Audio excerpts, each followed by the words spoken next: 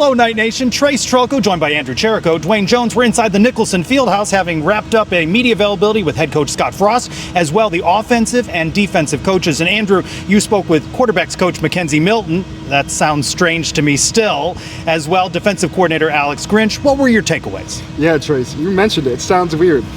KZ is a quarterback coach now, but he feels home. He feels ready to learn under Scott Frost's system this second time around, but this time as a coach. He doesn't feel that this is a buddy hire. Coach Frost shot that down.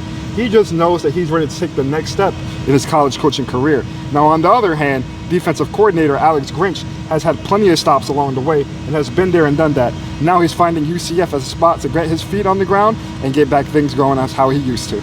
Dwayne, amongst the coaches you spoke with, offensive coordinator Steve Cooper. Yeah, guys, speaking to Coach Cooper, he said he's excited to join this coaching staff and is fresh off an appearance in the college football playoff with Boise State. He said he's ready to apply what he learned with Boise State to this UCF offense and get it rolling with head coach Scott Frost. Well, let's hear some sound from this media availability. It's really building it from scratch. It's good to have guys like Steve Cooper and Sean Beckton that have been in our system before and can help with that, but there's just a lot of ground to cover. You know, this is a 4-8 football team last year.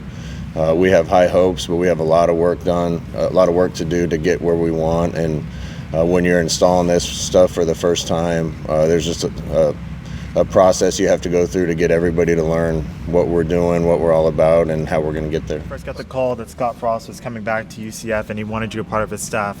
What was your reaction? Well, I mean, first of all, you fired up, you know, knowing enough about this place and a lot about Coach Frost. One, you know, really first thing is awesome to work with him again. Someone asked a question earlier, and Coach Frost and I obviously stayed in touch over the last few years, and we talk football all the time. So getting an opportunity to work with him in a football space in a cool place like UCF, I mean, it fires you. Well, one, it humbles me just, you know, because I still have a lot to learn, and, you know, but for someone that I look up to, you know, more than most people, that does mean a lot, and someone that is a superstar, in my opinion, in this profession. And as a player, as a coach, an OC, a head coach, he's done it all. It does mean a lot, but, you know, you don't get what you deserve, you get what you earn. So to me, got to go earn, you know, that title, got to go earn, you know, whatever we want to go get as a team here. And really, at the end of the day, it's just pouring into these guys, teaching them what I know, and letting them go, putting them in a position to go make plays. And yeah, I just think you know, talking to Coach Frost and having a real respect for his career, having competed against him a number of times over the course of both of ours, and you know, recognizing too in the changing landscape of college football, this is one of those schools that understands change, and that's very, very rare. And I'll say, you know, there's a lot of schools out there that it's try to do it like we did 20 years ago, or holding on to, you know, the past.